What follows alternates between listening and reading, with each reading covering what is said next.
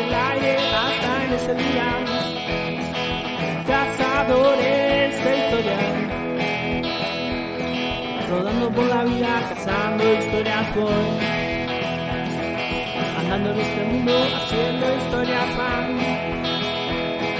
Las casas, las paredes, el aire hasta en ese día.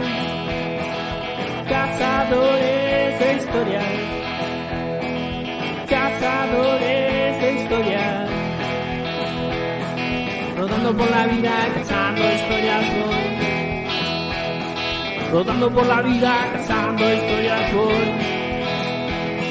Rodando por la vida, cazando historias hoy. Buena gente, esta vez vamos a hablar de un ícono histórico acá del nordeste argentino, la Forestal.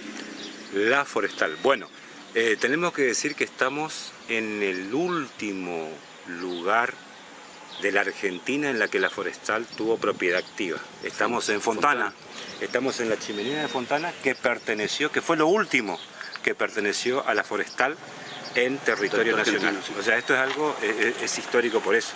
Y es propicio para venir a contar la historia de la Forestal, que es como decía el chino recién, un ícono histórico. ¿Por qué? Porque involucra a todos los chaqueños en un pasado no tan lejano, la vinculación. A lo mejor a veces en las ciudades como Resistencia, más alejadas del interior, no tiene el impacto donde sí funcionó la Forestal, donde tuvo empresas. Pero bueno, tenemos que empezar a decir cómo se originó esto, de dónde viene la Forestal. Bueno, en realidad que el territorio del Chaco se extendía, chino, antes, hasta cerca de Reconquista. Reconquista, sí. Ajá. Pero ¿qué sucede? Hay un acuerdo entre el gobierno de Santa Fe, el gobierno nacional, esto estamos hablando, no, sí, se instala la Forestal, pero se materializa a partir de se le va a extirpar al territorio del Chaco hasta el paralelo 28, que es el actual límite, sí, que nos separa o que nos une con la hermana provincia de Santa Fe, ¿sí? Bueno, ahora bien, a partir de ese acuerdo, eso posibilitó el desarrollo de la Forestal en lo que llamaríamos el norte de Santa Fe y parte chaqueño. Y parte del sur chaqueño. Actualmente se le llama Chaco santafesino ese lugar, ¿sí? Pero lo cierto es que la Forestal se extendió hasta llegar hasta Fontana y más allá también, hasta La Verde. ¿Con qué? ¿Qué hacía la Forestal? La Forestal se dedicaba a la extracción de tanino, el quebracho, que sacaban el tanino del quebracho. Pero hay una cuestión respecto al tanino, chico. Tiene que ver con la variedad y las especies. Claro, hay 7 especies de quebrachos y 4 tenemos acá en el nordeste argentino, que son los más buscados para la extracción de tanino. Claro, o sea, el tanino, tenemos que decir otra cuestión más, el tanino es el árbol, perdón, el quebracho es el árbol que tiene mayor presencia de tanino en su composición.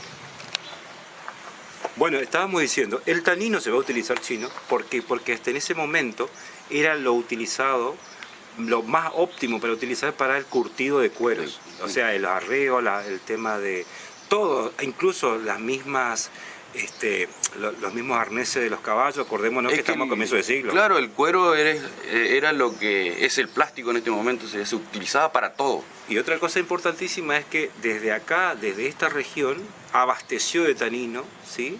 Era el mayor productor de tanino, más del 90% del tanino que existía a disposición en el mundo se generaba acá. En el nordeste argentino. En el nordeste argentino. Y ese es el gran negocio de la Forestal.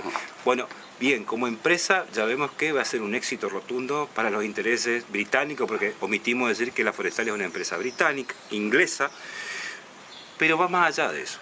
La Forestal llega, chino, a instalar en esta región más de 40, más de 40 pueblos a partir de la creación de 30 fábricas. 30 fábricas. 400 kilómetros de vía férrea. Aparte de eso, chino, extensión de vía férrea, tenían sus propios puertos, su servicio era privado del tema del transporte. Los pueblos eran, o sea, todo se transformó en un estado adentro de otro estado. Con todo el poder político que significaba eso, incluso vamos a ver que después llegó a tener hasta su propia fuerza de seguridad. O sea, ahora, la Forestal, en ese proceso de desarrollo, ¿sí?, se podría decir que dividió a 3 segmentos de la clase trabajadora. Los que trabajaban, los empleados que trabajaban en dependencia de oficina, la parte ejecutiva, que diríamos hoy, que nosotros tenemos de contraste eso, y también los obreros de las fábricas, y como último eslabón y el más sufrido de todos, los obrajeros. O sea, ¿qué es el obrajero, Chino? El hachero, claro, porque ¿qué pasa con el quebracho? El quebracho está en el monte, hay que ir y a hacha tumbarlo con cachapé, que eran carruajes tirados por bueyes, se llevaban esas piezas de muchísimas toneladas hasta las fábricas, donde ahí por un proceso se extraía el tanino a partir de procesos químicos, digamos. En realidad no es químico, servía el acerrín del quebracho y de ahí se extraía el tanino que se vendía a todas partes del mundo, como ya dijimos. Ahora, esto de la forestal, este imperio de la forestal, va a tener un problema, que es la organización de los trabajadores. 1919 empieza con fuerza en los reclamos gremiales, los empleados de la forestal y obreros estaban nucleados a la FORA, ¿sí? Una fuerza gremial que lo que pretendía obviamente era mejorar las condiciones de trabajo de los obreros. Y en ese contexto que se van a dar un proceso de huelga en todo el país chino, son las famosas huelgas del 20, también de tendencia anarquista, ¿sí? Acá en el imperio de la forestal va a tener la intervención primero por parte del ejército, que no llega, ¿sí?, a reprimir, pero ¿qué sucede? La forestal evidentemente no estaba en sus planes negociar con las clases trabajadoras, sino por el contrario, reprimir de manera brutal para evitar, ¿sí?, otros levantamientos y otras huelgas. Entonces, ¿qué va a hacer? Se va a organizar su propia fuerza armada represiva, que va a ser llamada la Gendarmería Volante o también los cardenales. Los temidos cardenales. ¿Por qué temidos cardenales? Porque, Chino, por los registros que tenemos, hay varios libros de esto. Tenemos, por ejemplo, a Gastón Gori, que hace una descripción detallada de esto también. Lo que caracterizaba a esta fuerza era la brutalidad.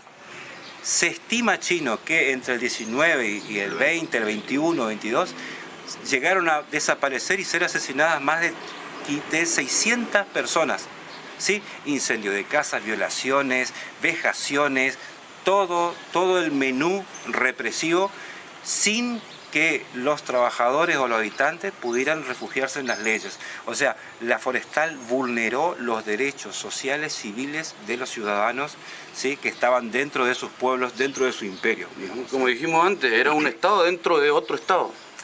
Tenían su propia moneda.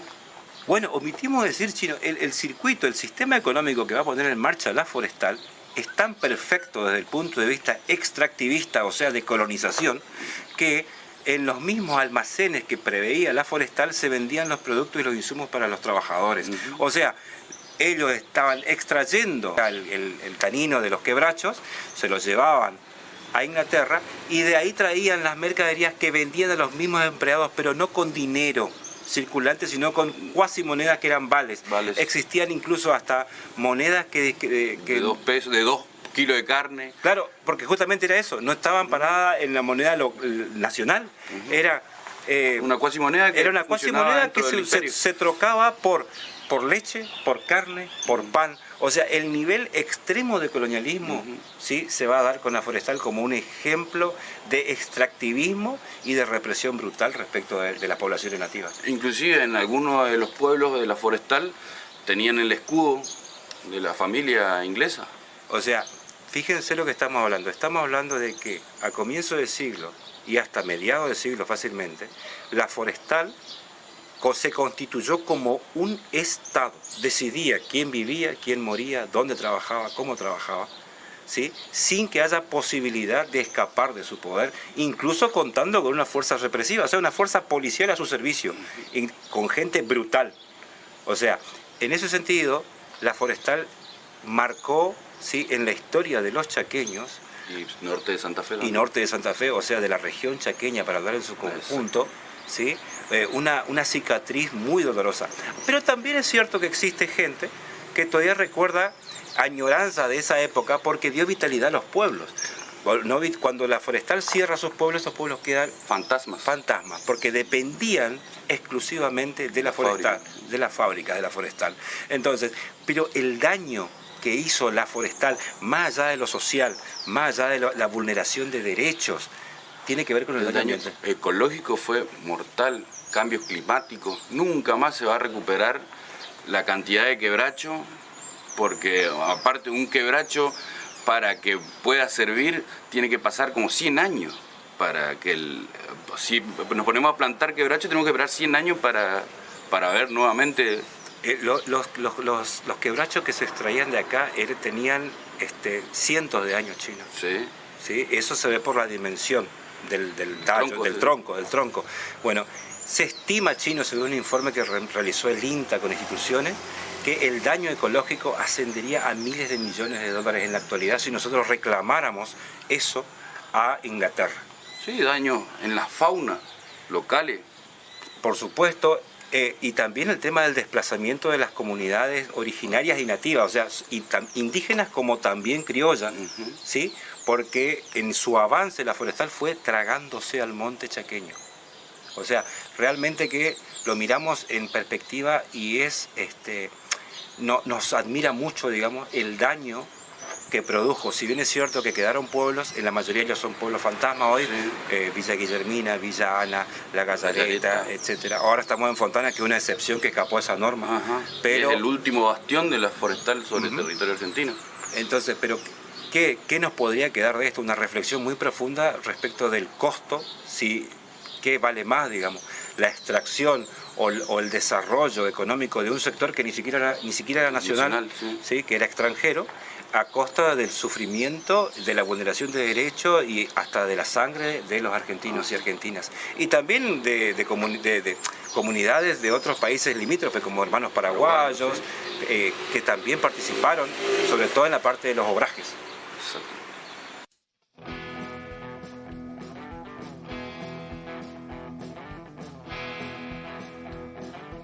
Bueno, gente, con esto nos despedimos hasta la próxima entrega. Gracias por habernos acompañado. Será hasta la próxima. Y bueno, si les gustó el video pueden dar like o suscribirse. No se olviden los comentarios y algún aporte a la página de Facebook, Cazadores de Historias. Un abrazo y hasta la próxima. Cazadores de historia, rodando por la vida, cazando historias voy, andando en este mundo, haciendo historias más.